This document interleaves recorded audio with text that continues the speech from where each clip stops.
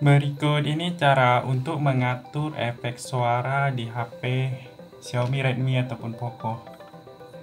Caranya seperti ini, kalian buka saja setelan.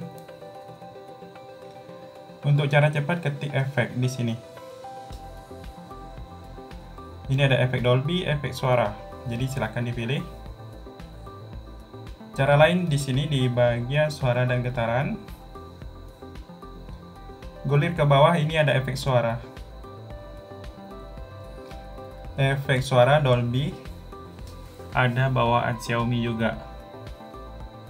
Tapi kebanyakan orang suka pakai yang Dolby ini.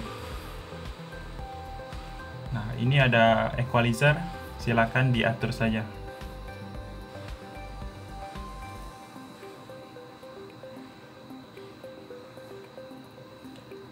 Itu saja, silakan dicoba.